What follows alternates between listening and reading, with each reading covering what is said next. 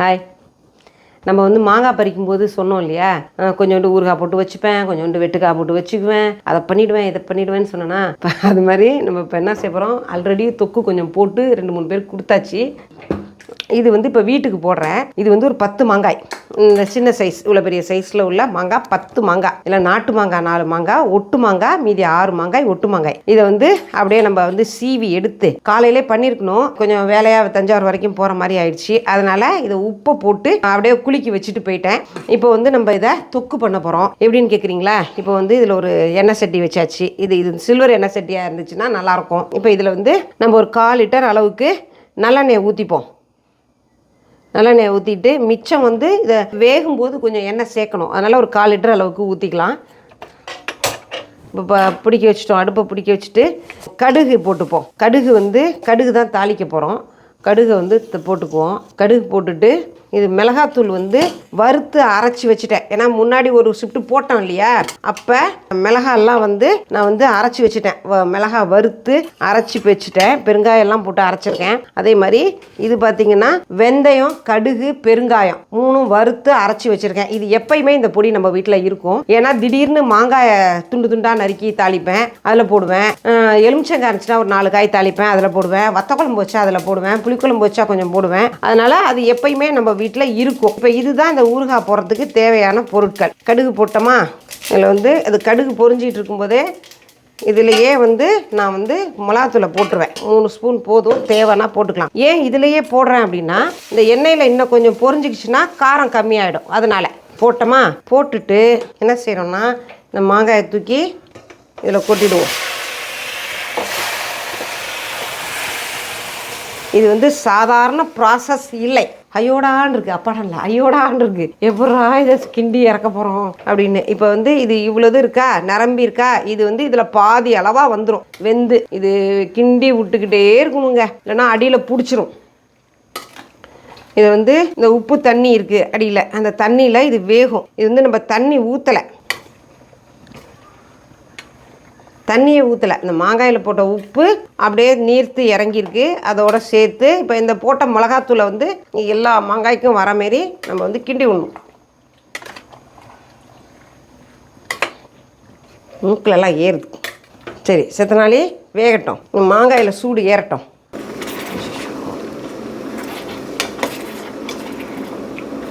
இது நம்ம கை விடாமல் கிண்டிகிட்டே இருக்கணும். இது கஷ்டம்தான். இது சின்ன சட்டி, நான் அலுமினிய சட்டியில் போட்டால் நிறைய கிண்டலாம். பட் அலுமினிய சட்டியில் இதை கிண்டக்கூடாது.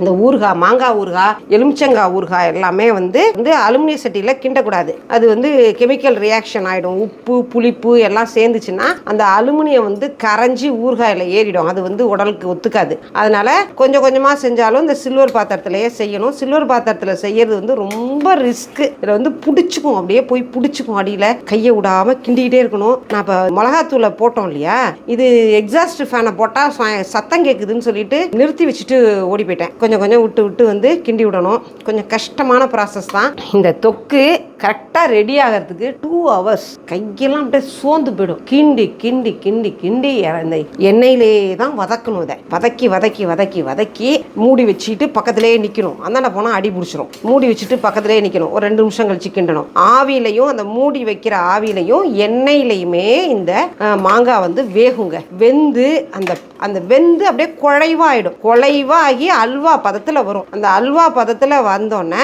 அதில் என்ன செய்கிறோம், நம்ம இந்த இடித்து வச்சுருக்கோம் இல்லையா, வெந்தயம், கடுகு, பெருங்காயம் 3ஐயும் நல்லா வறுத்துட்டு அரைச்சி வச்சுருக்கோம். அந்த பொடியை அதில் தூவி வெல்லம் கொஞ்சம் போட்டு அப்படியே இன்னும் கொஞ்சம் நல்லெண்ணெய் சேர்த்துட்டு அதை நம்ம இறக்கி வெயிலில் ஒரு நாள் ஃபுல்லாக வச்சுருந்து நம்ம அதை பேக் பண்ணி ஃப்ரிட்ஜில் வச்சுருவேன். அது பார்த்திங்கன்னா இந்த 10 மாங்காயும் எப்படியும் ஒரு 3 monthsக்கு நமக்கு வரும். சில சமயம் 2 மாதத்துலேயே 1 மாதத்துலேயே தீந்துடும். போன வாட்டி போட்டு ஆச்சி கொஞ்சோண்டு கொடுத்தேன். தொக்கு நல்லா இருக்குன்னு ஒரு பாட்டில் தீந்துருச்சு.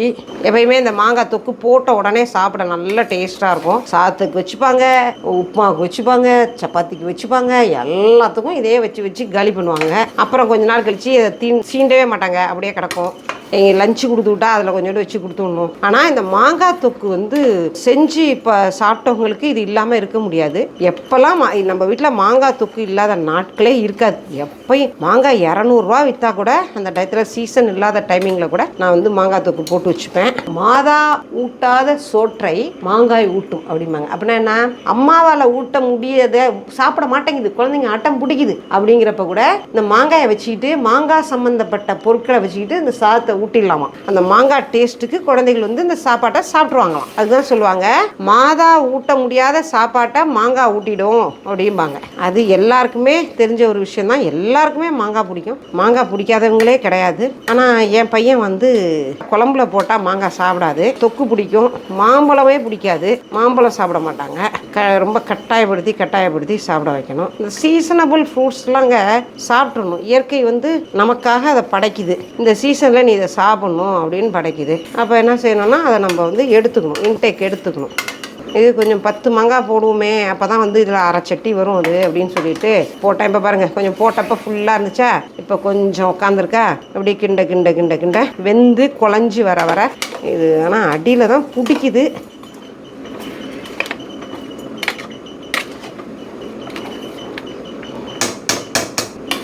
இதில் இன்னொரு மெத்தட் ஒன்று பண்ணலாம். இது வந்து லாங் டேர்ம் வச்சுக்கிறதுக்கு, இது வந்து 1 மாதம் ஆனாலும் 2 மாதம் ஆனாலும் கெட்டே போகாது. இது லாங் டேர்ம் வச்சுக்கிறதுக்காக நம்ம இப்படி எண்ணெயிலே கிண்டுறோம். இப்போ வந்து ஒரு ஃபங்க்ஷனுக்கு பண்ணுறோம், ஒரு சும்மா சின்ன ஃபங்க்ஷன் இருக்காது வந்து பண்ணுறோம், கட்டு சாதத்துக்கு தொட்டுக்க பண்ணுறோம் அப்படின்னா இதை என்ன செய்யலாம்னா, அப்படி கொஞ்சம் தண்ணி ஊற்றி வேக வச்சிடலாம். தண்ணியை கொஞ்சோண்டு தெளிச்சு விட்டு குக்கரில் ஒரு விசில் விட்டோன்னு வச்சுங்க, அப்படியே வந்து ஜம்முன்னு வந்துடும், அல்வா மாதிரி வந்துடும். அதை நம்ம தாளிச்சு விட்டு ஈஸியாக கிண்டிடலாம். அது வந்து இவ்வளோ கஷ்டம் கிடையாது. இது வந்து எண்ணெயிலேயே வந்து இந்த மாதிரி சின்ன பாத்திரத்தில் வச்சுக்கிட்டு வதக்கிறது வந்து ரொம்ப கஷ்டம். எண்ணெய் சட்டி இதுதான் என்கிட்ட உள்ளதுலே பெரிய சட்டி, வடை சட்டி இதுதான் பெருசு. இதுக்கு மேலே பெருசு இல்லை. அலுமினிய சட்டி இருக்குது, ஆனால் வந்து சில்வர் சட்டி இல்லை. அதை வந்து குக்கரில் வச்சிடலாம். அது வந்து உடனடியாக இன்னைக்கு ஃபங்க்ஷன், இன்னைக்கு சாப்பாடு வைக்கிறோம் அப்படின்னாக்கா, இன்னைக்கு காலி பண்ணுறது அப்படின்னாக்கா, நம்ம அப்படி தண்ணியை ஊற்றி வேக வச்சு தாளித்து இதே பக்குவத்தை அதில் பண்ணிட்டோம்னா சீக்கிரம் வெந்துடும், கிண்டுறதும் ஈஸி. பட் இது நம்ம வச்சுக்கிறதுக்காக செய்கிறோம் அப்படிங்கும்போது இது நம்ம கொஞ்சம் சிரமப்பட்டு தான் எந்த ஒரு விஷயத்தையும் பக்குவமாக நிதானமாக யோசித்து விவேகத்தோடு செஞ்சோன்னா அந்த காரியம் வந்து சக்ஸஸ் ஆகிடும்.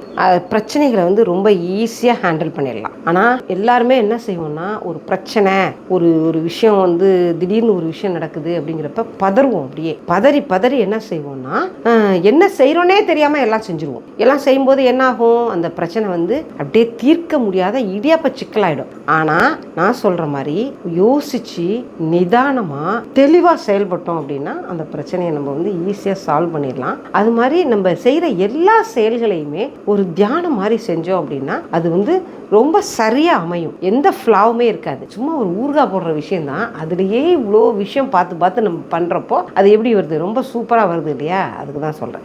படா ஒரு வழியாக ஒரு 1.25 மணி நேரம் ஆயிருக்கு. இங்கே பாருங்க, இந்த பதத்துக்கு வந்துடுச்சு. எப்படி வந்துடுச்சு பார்த்தீங்களா? அப்படியே வெறும் மாங்காய் தான், 10 மாங்காய் எத்தனோண்டா ஆக்கியிருக்கோம் பாருங்கள். இதில் வந்து காரம் வந்து நம்ம கம்மியாக தான் போட்டிருக்கோம். இது சேல்ஸுக்கு போடுறது, விற்பனைக்கு அப்படின்னாக்கா நம்ம வந்து மிளகாத்தூள் அள்ளி கொட்டி எல்லாம் பண்ணுவாங்க. பட் இதில் வந்து மிளகா சாந்து தான், ஊறுகாயில் வந்து மிளகா சாந்து தான் கூட இருக்கும். பட் நம்ம வந்து இது சொந்தத்துக்கு நம்ம வீட்டுக்கு தயார் பண்ணுறோம் அப்படிங்கிறதுனால என்ன பண்ணுறோம், இதில் வெறும் மாங்காய் தான், அந்த மாங்காய் டேஸ்ட் தான் நமக்கு இருக்கும். இப்போ இதில் என்ன செய்கிறோம் அப்படின்னாக்க, இங்கே பாருங்கள், பெருங்காயம், வெந்தயம், கடுகு எல்லாம் சேர்த்து நம்ம இதில் எடுத்து வச்சுருக்கோமா. இதில் வந்து ஒரு 2 ஸ்பூன் அளவுக்கு நம்ம இதில் போட்டுக்குவோம். ஊறுகாய்களுக்கே டேஸ்ட் கொடுக்கறது வந்து இந்த வெந்தய பொடியும் கடுகு பொடியும் தான், பெருங்காயமும் தான். அதனால் அதை போட்டோம் அப்படின்னாக்க, மாங்காய் வந்து சூடு இல்லையா, அப்போ வந்து நம்ம இந்த வெந்தயம் வந்து குளிர்ச்சி. அதனால தான் புளிக்குழம்புல புளி சூடுங்கிறதுனால வெந்தயம் சேர்ப்போம். அதே மாதிரி மாங்காய் சூடுங்கிறதுனால ஊறுகாயே பொதுவான இப்போ எண்ணெய் நிறையா சேர்க்கறதுனால அது வந்து சூடு அப்படிங்கிறதுனால நம்ம வெந்தய பொடி சேர்க்கறது வழக்கம். அதோட சுவையும் கூடுதலாக இருக்கும். ஊறுகாய்க்கு சுவை கொடுக்கறதே இந்த வெந்தய பொடி தான். அதை வந்து நம்ம அது எப்பயுமே நம்ம வீட்டில் தயார் பண்ணி வச்சுக்கணுங்க. அதை வச்சுக்கிட்டோம்னா இது வந்து இன்னுமே கிண்ட வேண்டி இருக்குது. பட் இருந்தாலும் வந்து எனக்கு டயர்டாயிடுச்சு, அவ்வளோதான், ப்ராசஸை முடிச்சிடுவோம் போட்டுருவோம், வீடியோ முடிச்சிடலாம் அப்படின்னு சொல்லிட்டு தான் இப்போ வந்து இதை போட்டு காட்டிட்டேன். இப்போ இது போட்டோமா, போட்டு ஒரு கிண்டியாச்சு. இல்லை இப்போ வந்து வெல்லம் போடுவோம். வெல்லம் இது வந்து ஒரிஜினல் வெல்லம் தயார் பண்ணுற இடத்துல போய் வாங்கினது. இந்த வெல்லம் வந்து எப்படி உடையுது பார்த்தீங்களா, இப்படி உடையணும், இப்படி நசுக்குனா நசுங்கணும். இதுதான் வந்து ஒரிஜினல் வெல்லம். இப்போ உள்ள வெல்லம்லாம்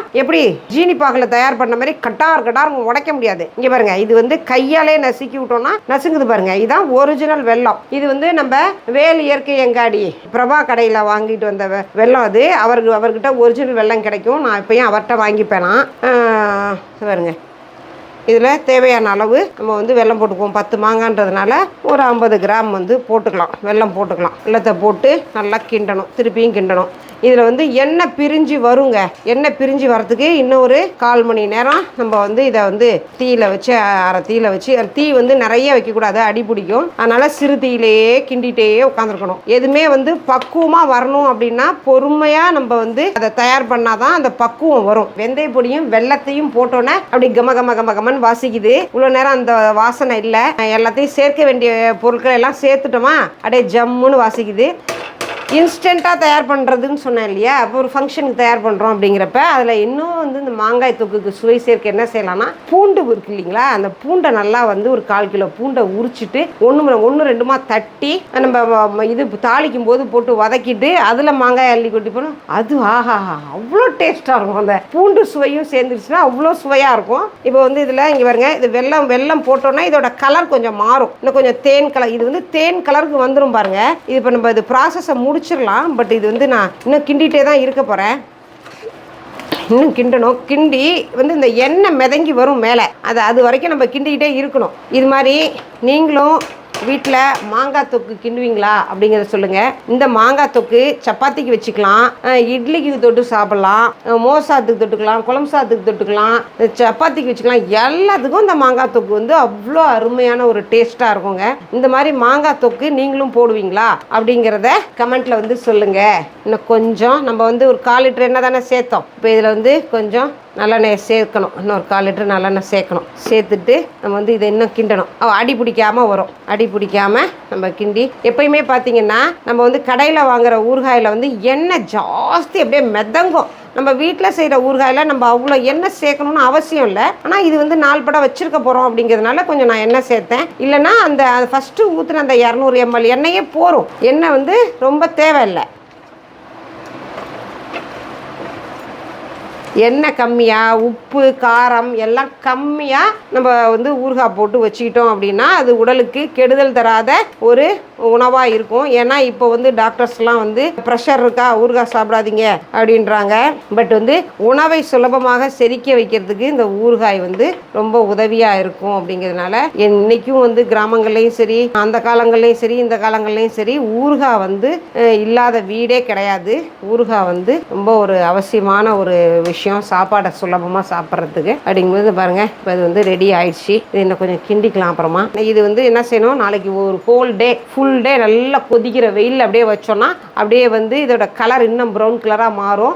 அப்படியே இன்னும் எண்ணெய் மிதங்கி வெளியில் வரும். வந்து அப்போ நம்ம என்ன செய்யணும், 2 பாட்டிலில் எடுத்து அடைச்சி ஃப்ரிட்ஜில் வச்சுக்கலாம். கொஞ்சம் கொஞ்சமாக தேவைப்படுறப்ப எடுத்து வெளியே வச்சுக்கிட்டு நம்ம சாப்பிட்டுக்கலாம். இதுதாங்க நம்ம வந்து மாங்காய் தொக்கு. இப்போ வந்து இந்த ஊறுகாயை நம்ம வந்து டேஸ்ட் பண்ணுவோம். இந்த தொக்கை பாருங்க, இது நான் கையில் தான் எடுத்து சாப்பிட போகிறேன், ஒன்றும் சொல்லாதீங்க.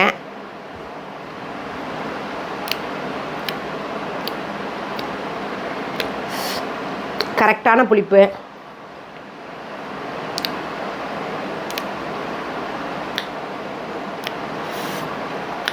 இந்த காரம், இந்த வெந்தய ஃப்ளேவர், நல்லெண்ணெயோட சுவை, அருமை, ரொம்ப அருமையாக இருக்குது. அளவான காரம்.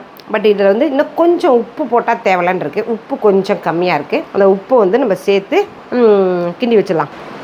ரொம்ப அருமையாக இருக்குது. நீங்களும் உங்கள் வீட்டில் உங்கள் ஏரியாவில் மாங்காய் நிறையா கிடச்சிதுன்னா ஒரு 10 மாங்காய் பண்ணி வச்சுக்கோங்க. ஒரு 4 பேர் உள்ள குடும்பத்துக்கு இது ஒரு 2 மாதத்துக்கு வரும். வீட்டிலே ஊறுகாய் இருந்தது அப்படின்னா நிறைய விஷயங்களுக்கு உதவியாக இருக்கும். நீங்களும் இந்த மாதிரி ஊறுகாய் போடுவீங்களா, தொக்கு போடுவீங்களா அப்படிங்கிறத வந்து கமெண்ட்டில் சொல்லுங்கள். Thank you, bye. அடுத்த வீடியோவில் பார்ப்போம்.